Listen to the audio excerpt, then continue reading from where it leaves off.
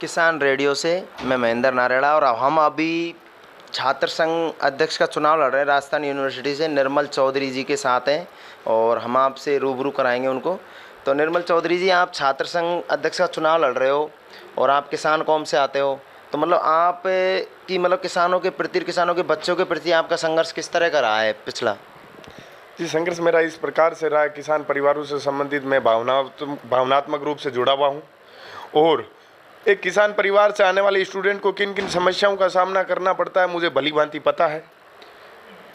और किसान परिवार से जो स्टूडेंट आते हैं उनको पिछले कई समय से सरकार के खिलाफ स्कॉलरशिप नहीं मिल रही है या सही समय पे नहीं मिलती है, तो उन चीज़ों के लिए मैंने लड़ाई लड़ी है और उनके कुछ समाधान भी कराए। कुछ जो बड़े इशू है उनका मैं मानता हूं कि मैं, यदि छात्र शक्ति मुझे छात्र संघ अध्यक्ष चुनती है तो मैं और अच्छे तरीके से बड़े मंच पे लड़ाई लड़ूंगा।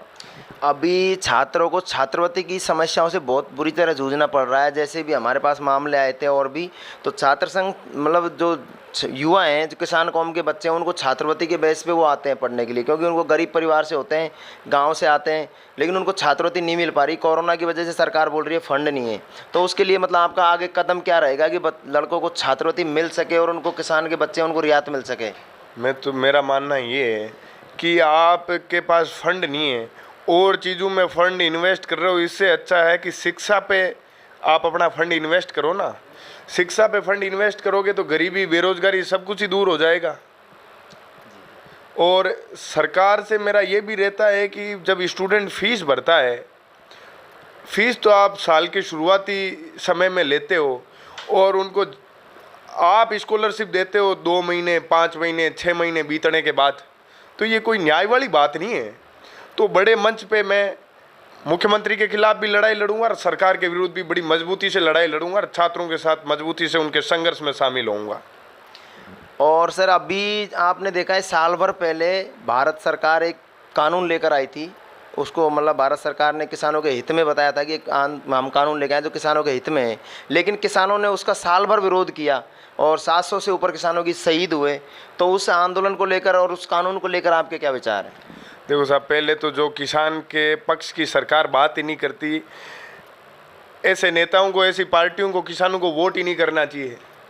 जो उनके हक की, जो उनके हित की बात करता है, उनको सोच समझ कर किसानों को वोट, किसान परिवारों को वोट करना चाहिए। आज हिंदुस्तान के अंदर सबसे बड़ा वोट बैंक है तो किसान परिवार का ही है, किसान परिवारों का ही, किसानी से जुड़े हुए लोगों के ही है। तो उन लोगों में थोड़ी बहुत ये समझ होनी चाहिए कि हम जिसको वोट कर रहे हैं, क्या वो हमारे पक्ष में निर्णय लेंगे, हमारे पक्ष में कार्य करेंगे। और इस प्रकार देखते फिर सरकार बेक हुई। मेरा ये मानना है कि जब इतने बड़े स्तर पे प्रधानमंत्री, वहाँ उनके सचिव, गृह मंत्री, कृषि मंत्री, इतने बड़े बड़े लोग होते हैं, वो बिल्कुल भी किसानों के दर्द से, उनकी भावनाओं से उनको कोई मतलब ही नहीं है। क्यों नहीं है?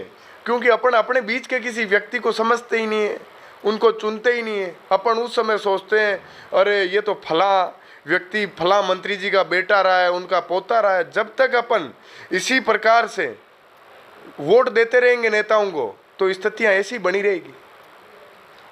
उस टाइम हमने देखने को मिला था कि सरकार ने और मीडिया ने, मतलब जो बड़ी मीडिया, उन्होंने नाम दिया था कि आंदोलनजीवी, किसानों को आंदोलनजीवी नाम दिया था। किसी ने आतंकवादी भी कहा था, किसी विधायक ने, सांसद ने, काफ़ी लोगों ने, हमारे दौसा की सांसद है, उसने किसानों को आतंकवादी भी कहा था कि वहाँ पर बैठे हुए जो आतंकवादी हैं।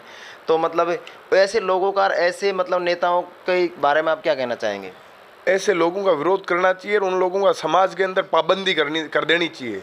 उनके रिश्तेदारों को, सारे उनके रिश्तेदार कोई अंबानी अडानी थोड़ी है, उनके रिश्तेदार कई ऐसे भी होंगे जो किसान परिवारों से जुड़े हुए लोग हैं। तो उन लोगों से, उनसे रिश्तेदारी खत्म कर लेनी चाहिए। मेरा मानना तो ये, उन लोगों को ब्याह शादियों में बुलाना बंद कर दो, अपने आप स्वार्थीपन खत्म हो जाएगा, ये चीज़ें बोलना बंद हो जाएगी लोगों की।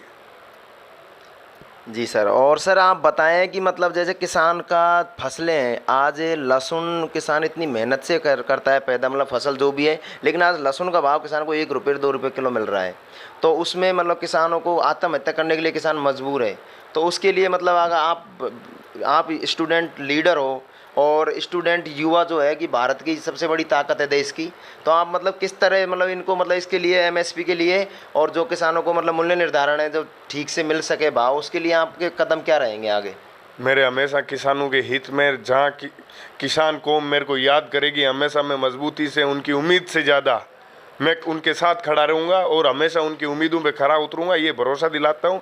पिछले मेरे कई कार्य आप लोग देखना, सोशल मीडिया के माध्यम से, आम वोटरों के माध्यम से आप लोग पता करना, मैं हमेशा उनके साथ खड़ा रहा हूँ और आगे भी बड़ी मजबूती से उनकी लड़ाई लड़ूंगा। बहुत बहुत धन्यवाद निर्मल जी। हम अभी हैं राजस्थान विश्वविद्यालय से जो छात्र संघ अध्यक्ष का चुनाव लड़ रहे हैं निर्मल चौधरी जी के साथ, और आपने देखी उनके किसानों के प्रति क्या विचार है। वो हमेशा किसान के कंधे से कंधा मिलाकर साथ रहेंगे और किसान के बच्चों के हित में लड़ते रहेंगे। तो मैं किसान रेडियो से महेंद्र नारेड़ा, धन्यवाद।